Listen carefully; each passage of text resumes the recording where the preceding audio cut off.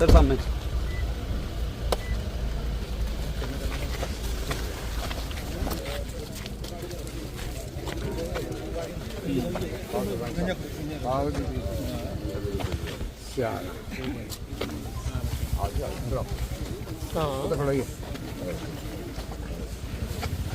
मैं ठीक है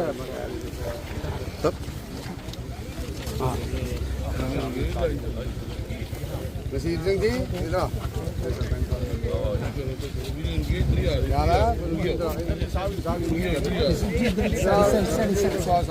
इतना खड़ा हुआ लाइन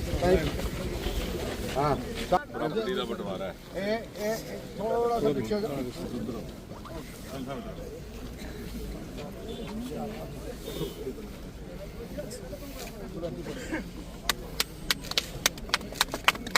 भारत माता की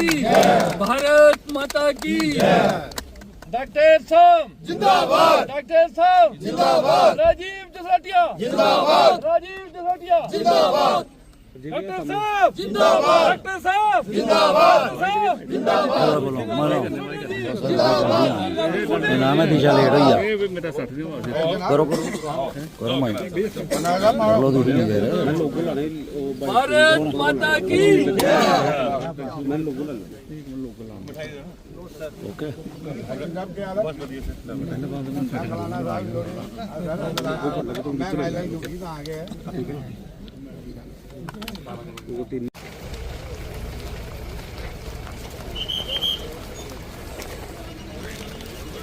PMGSY सड़कों का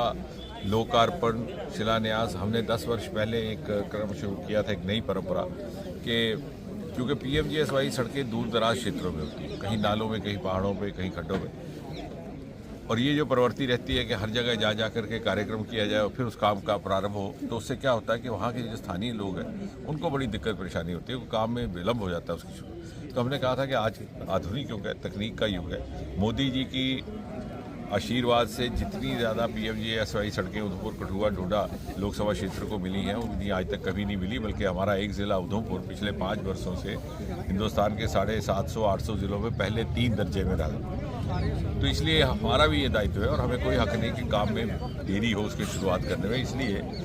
1-2 जगह स्थानों पर स्वयं रह कर के फिजिकली हम सब जनप्रतिनिधि रहते हैं और बाकी सड़कों का काम वर्चुअल मोड में उसका प्रारंभ कर दिया जाता है, वही आज भी सफल हुआ। कठुआ की दृष्टि से 2-3 और महत्वपूर्ण काम हुए हैं। एक तो जो यहाँ का होम्योपैथी कॉलेज है इसी क्षेत्र में जसरोटा में, वो उत्तर भारत का पहला होम्योपैथी कॉलेज रहेगा। उसमें पहले बैच के दाखिले की प्रक्रिया प्रारंभ हो चुकी है। इसी प्रकार इंडस्ट्रियल बायोटेक पार्क जो उत्तर भारत का पहला है वो भी यहीं पर है। उसमें हम थोड़ा पब्लिक प्राइवेट मोड में एक नई शुरुआत करने वाले हैं, क्योंकि हमें लगा कि सभी कुछ अगर सरकार के साधनों पर छोड़ दिया जाए तो हमारे जो अपेक्षित लक्ष्य हैं उनको प्राप्त करने में दिक्कत रहती है, और इस तरह से ये तुरंत रोज़गार का एक ज़रिया बनेगा नौजवानों के लिए। इसी तरह से हमारे यहाँ पे जो केंद्रीय विद्यालयों की भी कल घोषणा हुई है, 13 में से लगभग 50% इसी लोकसभा क्षेत्र में है, और बाकी क्षेत्रों से भी मांग आ रही है इसी कॉन्स्टिट्यूंसी का, तो धीरे धीरे उसकी पूर्ति होगी। हमारा दूसरा अगर आप देख लें तो मानतलाई का हमारा विकसित हो चुका है, उसको भी हम कई प्राइवेट मोड में कुछ और उसमें विकास करने का प्रयास कर रहे हैं। और साथ ही साथ ये भी रहेगा कि यहाँ भर्ती, फ़ौज की भर्ती की बड़ी मांग रहती है, तो नवंबर के महीने में यहाँ भर्ती हुई थी। अब मेरी परसों ही बात हुई है chief of the staff general Dwivedi साहब से, कि हमने कहा कि ये इलाका जो है यहाँ पे मार्शल एक एप्टीट्यूड रहता है बच्चों में फ़ौज में जाने का, तो अब ये तय हुआ है कि लगभग मार्च के महीने फिर से यहाँ पर भर्ती का क्रम प्रारंभ किया जाएगा। मैं चाहूँगा कि मीडिया के माध्यम से ये भी लोग पहुँचे और जल्द ही कोई किसी तरह का जॉब फेयर इत्यादि करने का भी प्रावधान है। सर गैस पाइपलाइन का एक बहुत बड़ा गैस पाइपलाइन से एक गेम चेंजर होगा, क्योंकि जैसे मोदी जी के पिछले 10 वर्ष के शासनकाल में आपने देखा होगा,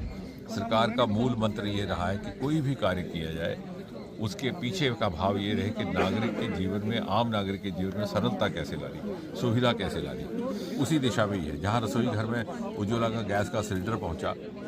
वहाँ ही रसोई घर में गैस भी पाइप के माध्यम से पहुँचेगी। जहाँ मकान बना है वहाँ रसोई भी बनेगी। तो ये सभी योजनाएं जो एक इकोसिस्टम बना करके मोदी जी ने हमें पैकेज दिया है, और पहली बार इस क्षेत्र को, जिसकी काफ़ी समय से अवहेलना की गई थी, यूपीए के 10 वर्षों के कार्यकाल में यहाँ से जो भी प्रतिनिधि चुन करके गए वो अधिकतर भ्रष्टाचार के कामों में ही मुब्तला रहे और उनके ऊपर कभी आरोप आए अवैध माइनिंग के, कभी एनक्रोचमेंट के। तो पहली बार, क्योंकि मोदी जी के कार्यकाल में इस प्रकार की बातें संभव नहीं रहती, तो एक पूरी की पूरी टोली बन करके यहाँ के जनप्रतिनिधियों ने पूरे समर्पित भाव से काम किया है। और मुझे लगता है कि आने वाले समय में कठुआ पूरे उत्तर भारत का एक बहुत ही महत्वपूर्ण उद्योग का केंद्र बनने वाला है।